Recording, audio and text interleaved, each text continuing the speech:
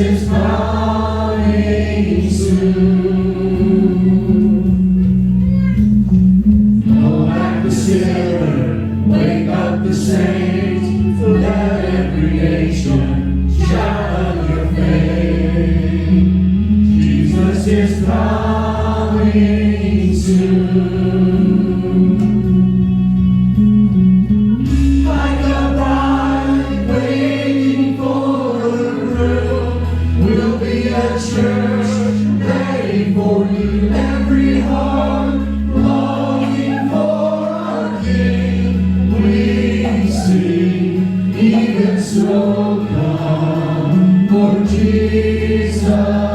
come. Even so come, Lord Jesus, come. There will be justice, all will be you, your name forever, faithful and true.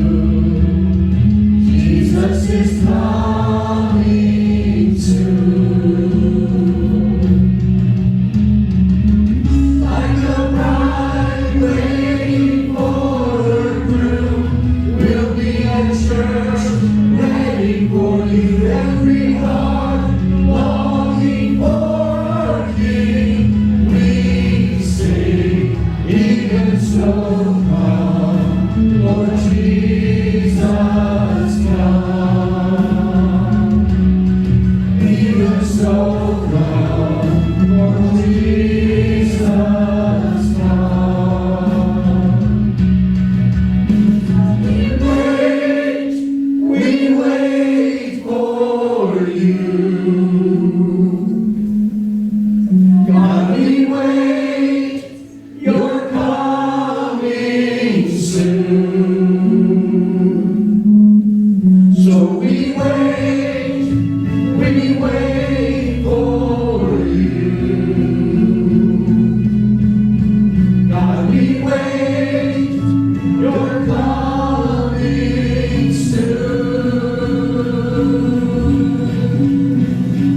Like a vine waiting for her groom, we'll be at church, ready for you. Every heart longing for our King, we sing, even so come, waiting for you.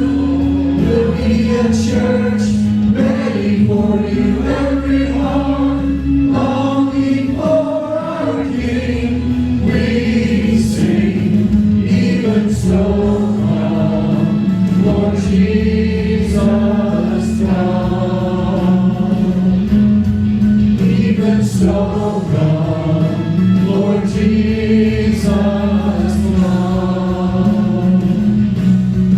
Even so come, Lord Jesus, come. Even so come, Lord Jesus, come.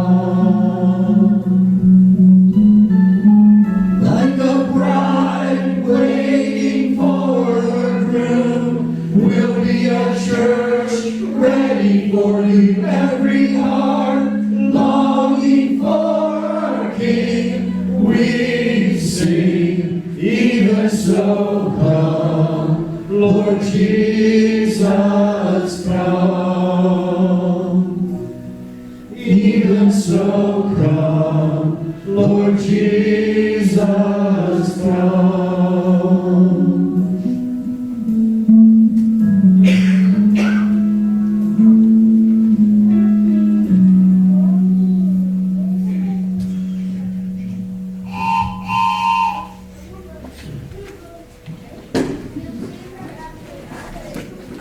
I'll sit right by you. Let's get my school shoes.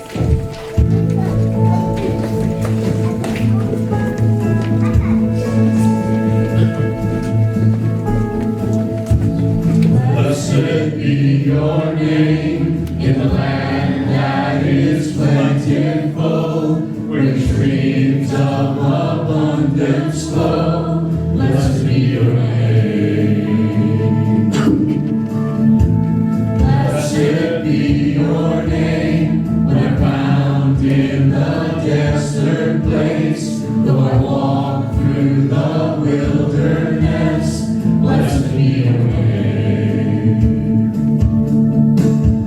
Every blessing you pour out, I'll turn back to praise. When the darkness closes in, Lord, still I will say, blessed be the name of the Lord. Blessed be your name. Blessed be the name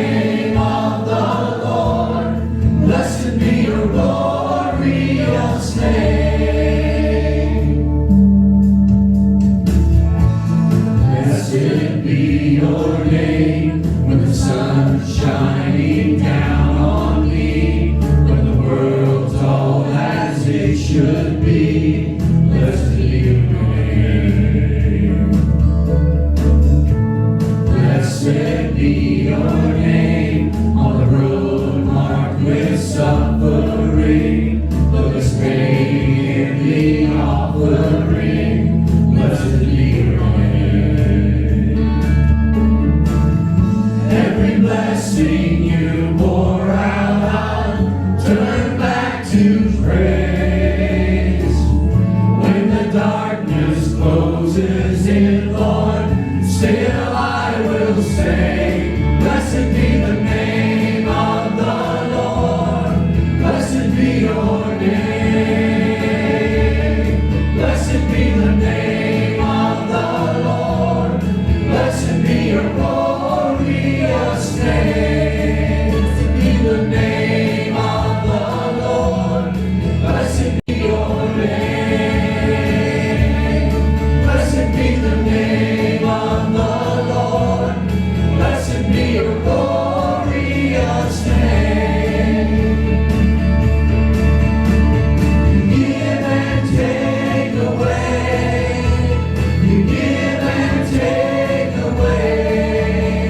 My heart will choose to say, Lord, blessed be your name. You give and take away, you give and take away. My heart will choose to say, Lord, blessed be your name. Blessed be the name of the Lord, blessed be your name. Blessed be the name of the Lord, blessed be your glorious name. Blessed be the name of the Lord, blessed be your name. Blessed be the name of the Lord, blessed be your glorious name.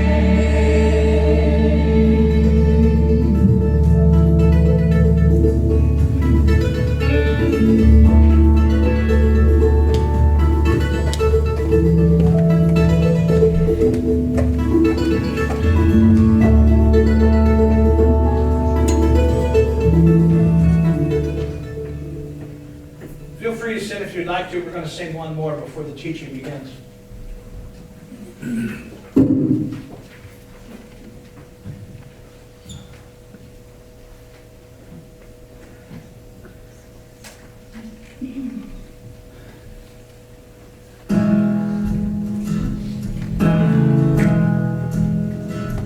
You've been walking the same old road for miles and miles.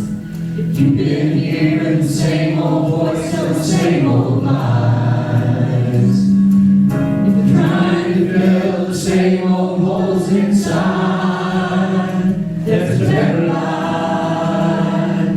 There's a better life. You got pain. He's a pain taker. If you feel lost, he's a way maker. If you're living freedom or saving, he's a prison shaking savior. If you've got chains, he's a chain breaker. We've all searched for the light of day, the dead of night. We've all found ourselves worn out from the same old fight. We've all won the days we know just ain't right. There's a better life. There's a better life. If you got pain, he's a pain taker. If you feel lost, he's a way maker. If you need freedom or saving, he's a prison shaking savior. If you got chains, he's a chain breaker.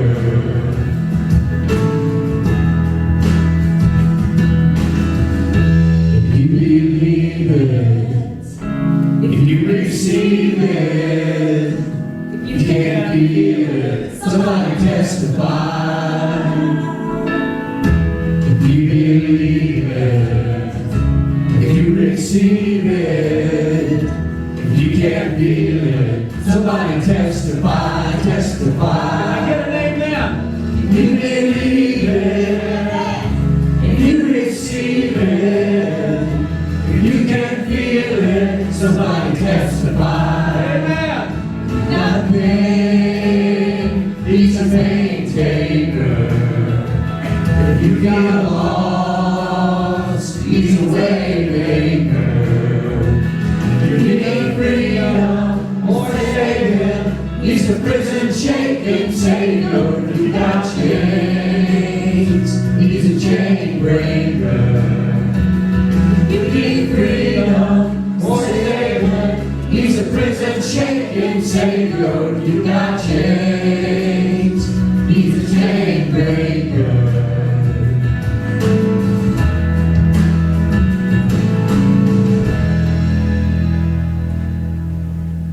Amen. Please have a seat. I would intend to direct your attention to that screen or the overhead screen. We're going to go on a field trip.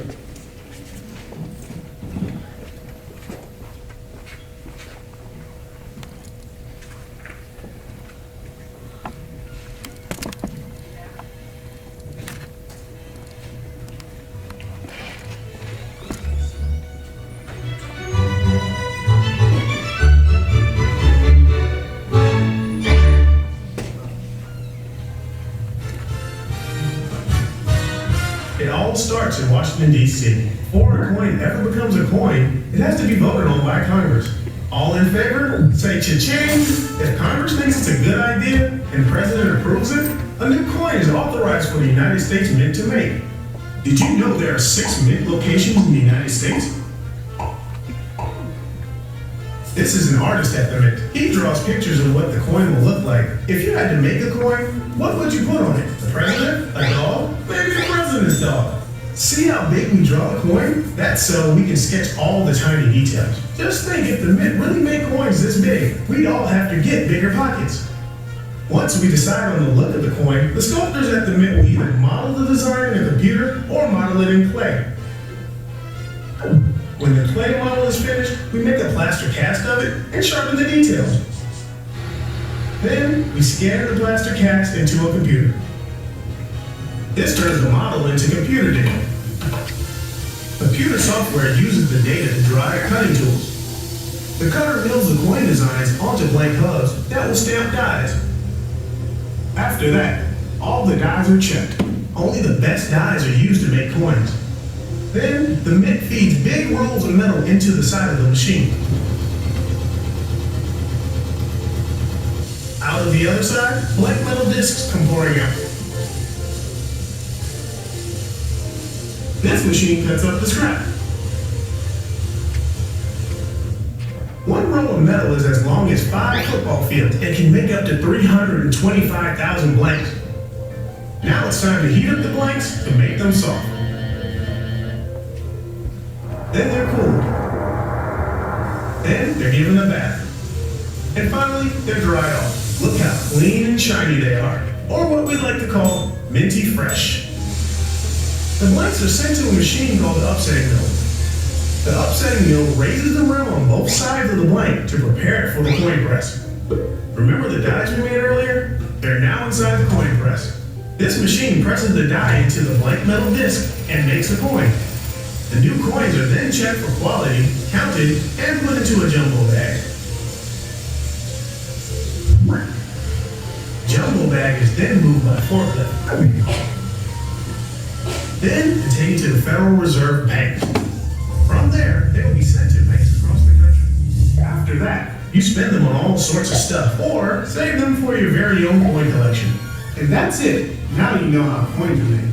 To learn more about how the Mint connects America through coins, or play online games and find lesson plans, visit our website. Thanks for watching. All right, let's see how sharp you are.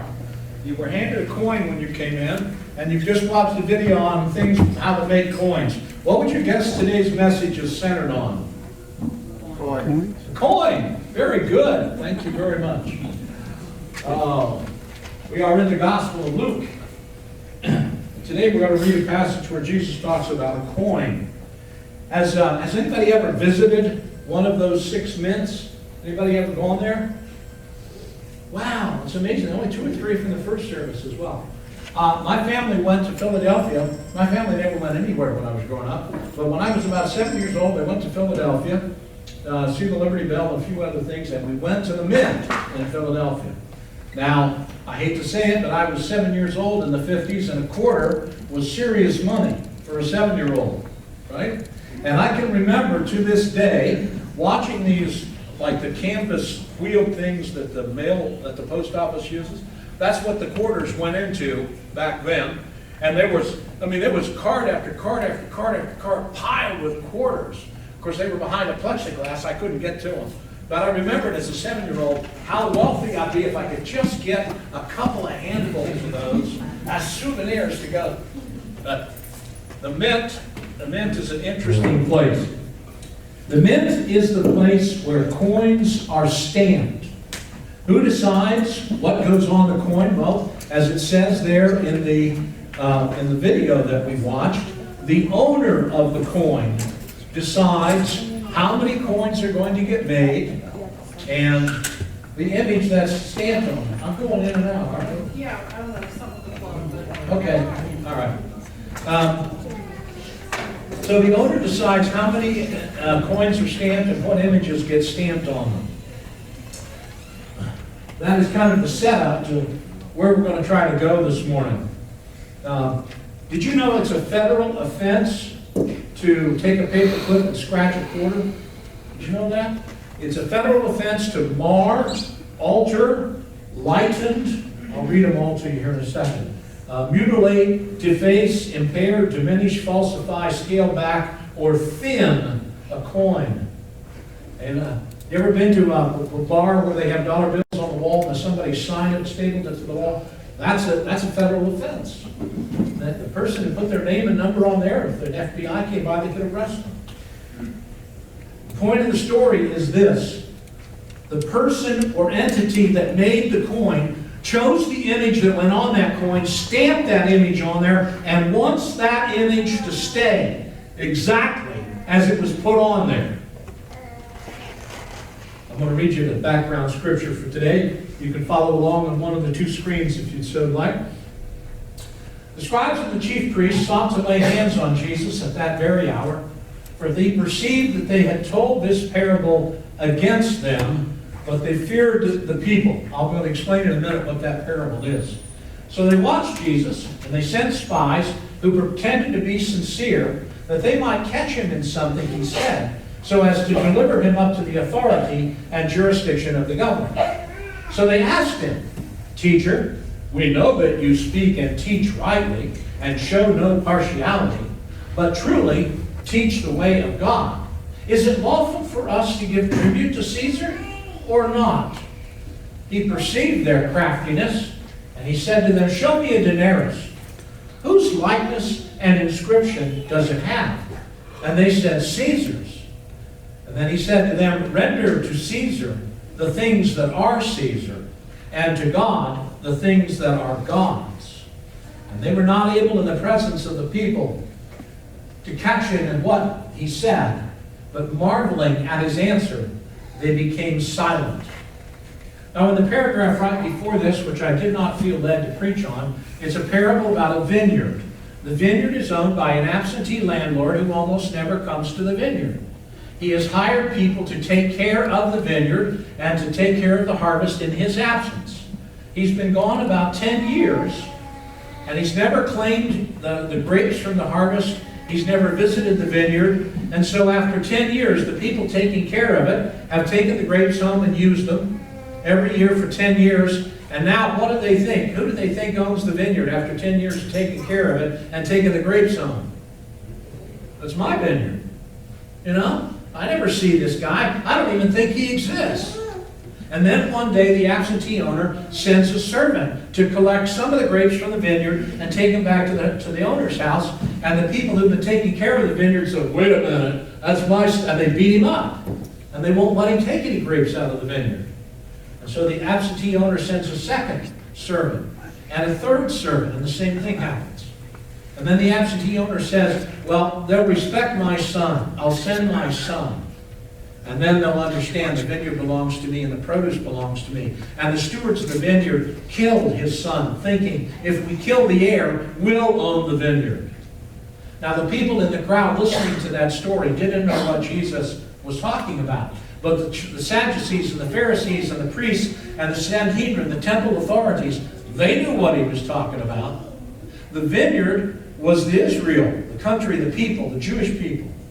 The stewards were the priests, the temple authorities. The vineyard, the absentee owner, is God. The servants that came before were prophets. And the son who came was the Son of God, who was soon going to be killed. And the temple authorities are so angry at Jesus. If they could have grabbed him right then and destroyed him right, they would have. They were so mad. And this is going to play a part in what comes as we study going forward in the next few weeks. But they couldn't. So they sent some people to follow him, to pretend to be Christians. And so these followers opened up the conversation with these flattering words. And they tried to make Jesus feel comfortable, lower his guard. But they weren't. They were false. They were trying to set a trap for him. Now, one of the things that we need to understand is the temple authorities couldn't kill anybody. They couldn't sentence anyone to death. Only the Roman governor could sentence someone to death. So if you wanted to get rid of Jesus, you got to find a Roman law that he broke. And so the trap is set. Because if he says it's okay to pay taxes to Caesar, then the Pharisees are going to tell all the people, look, he sides with the Romans. He's not a Hebrew. And hopefully drive people away from him. If he says it's wrong to pay taxes to Caesar, then they've got him. The Sadducees will turn him in for sedition. And the Romans will take care of the problem for us. But Jesus doesn't answer them yes or no. He says, whose image and inscription are on the coin? I want you to know that I had a different coin lined up for you to have today. In Turkey, today, they produce the very coin, reproductions of the very coin that is in this Bible story. It's a Roman coin with Tiberius Caesar on one side and his descriptor, which is PM, on the other side. And I ordered those and paid extra money to have them here on Saturday. And I tracked the shipment yesterday, and the shipment's going to be here tomorrow. So next week, you're going to get another coin to put with this coin to remember this sermon. The Roman coin had Tiberius Caesar on it. On the back side, it had a descriptor, adjective. How about that? It had an adjective describing who this man was. The words on the back of the coin were Pontifex Maximus. Pontifex Maximus. I tried to make a joke this morning, nobody got it, or no one laughed. But if Muhammad Ali had been a boxer in the first century, his robe would have said Pontifex Maximus, which loosely translates to, I am the greatest. It literally translates to, I'm the greatest potentate, or authority, or dictator. And Tiberius was trying to make the point, I'm the Roman Emperor. You all belong to me. You carry my coin, you carry my image. Now, one of the things that we don't grasp in this century is that those things that bore an image indicated that thing belonged to the image, to the person whose image it was. For instance, those things that belonged to Caesar Tiberius Caesar, they had his mark, his insignia branded on him. He had slaves. Every one of his slaves had a Tiberius insignia branded on their forearm. His animals, his cows, his sheep, the buildings that were his, the land that was his, everything was marked with his mark so that everybody knew, whoa, this is Caesar's. Let's be careful. His coins bore his mark, indicating the coins belonged to him. The owner of the coin decides how many coins to make. He decides what image goes on there. And he doesn't want that image altered. If Tiberius or one of his people saw you defacing one of his coins, the sword would have been run through you right there on the spot, because it was that important to him. All right, this message has 2 points, and here's the first one. And this is a very profound, well, both of them are profound, but anyway. We are God's coins. That's the first point. You and I are God's coins. He designed the die that created us. He stamped us out. He chose how many of us to create. He chose what image would be on each one of us. And He has a purpose for each of those coins. I think it's very powerful to think about this, that we are God's coins, stamped in His image. When you consider all of creation, when you consider the plants and the animals and the stars and the rocks and the water and everything, when you consider everything, the whole thing in totality, what is the best thing that God ever made, according to Him? You and I. You and I. Psalm 8. What is man that thou hast made him little lower than the angels? We are made in God's image. You are the only thing in all of creation made in God's image. That is a huge thing. A monstrous thing to wrap your brains around. You are the only thing in the entire course of human history made in God's image. That's monstrous. Now, what does it mean to be made in God's image?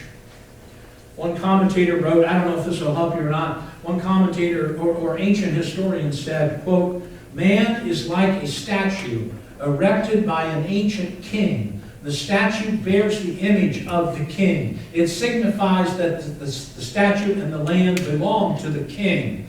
In such a way, man bears God's image. We are in the cosmic temple of the world, representing His authority, His dominion. Man is the visible representation of the invisible God," unquote. He's making the point that you are proof of God. I am proof of God, because our image, we are made in His image. I thought maybe the easiest way to understand what it means to be made in God's image is to point out the differences between us and everything else. For instance, what other living thing has the intellect to identify a problem, figure out a solution, and put that solution into place?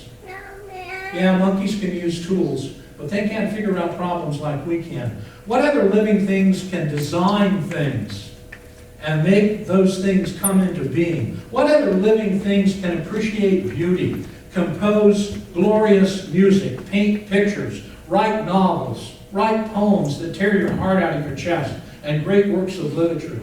What other living thing can count and do mathematics and advanced arithmetic? What other living thing can control and use energy for his or her benefit? What other living thing can love and be loved?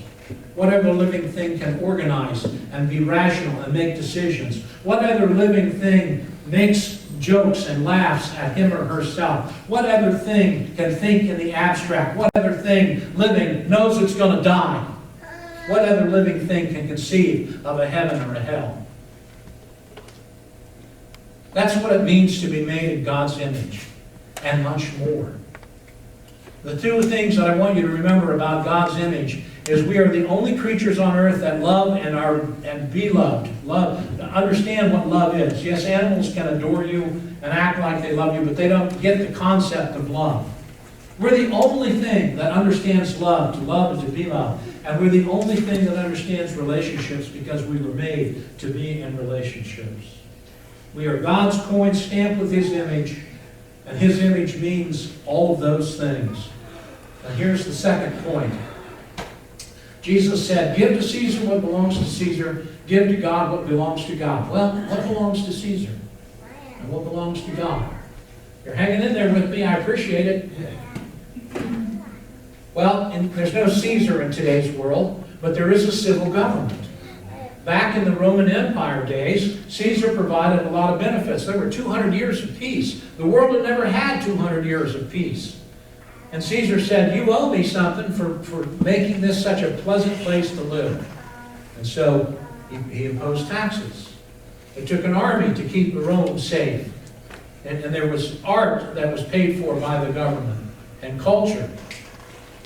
Well, we still live in a pretty good time of peace. We live in a country that has a pretty good army that needs a lot of money to survive. And we too owe something to the civil governments and to our culture and our society.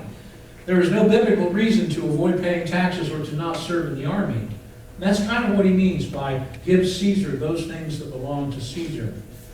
But the important issue is, what does it mean to give God what is God's?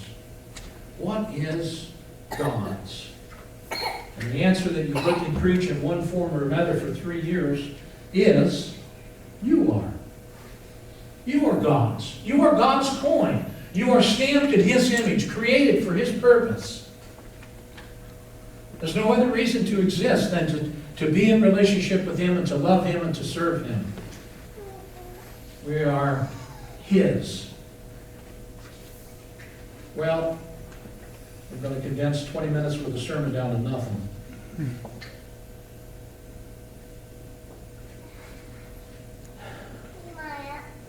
So how do we come into a relationship with God? Well, and our coins, if we're living our lives as we normally do, our coins get all beat up.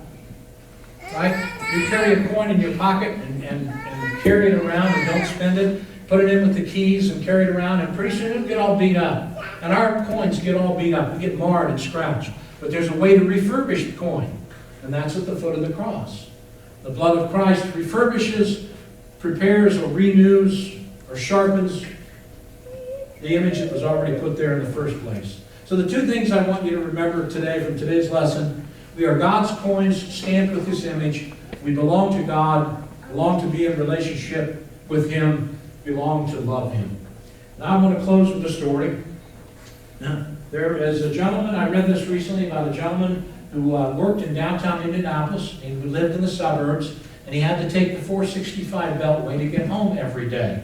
He wasn't a terribly confident driver. He didn't really like that drive.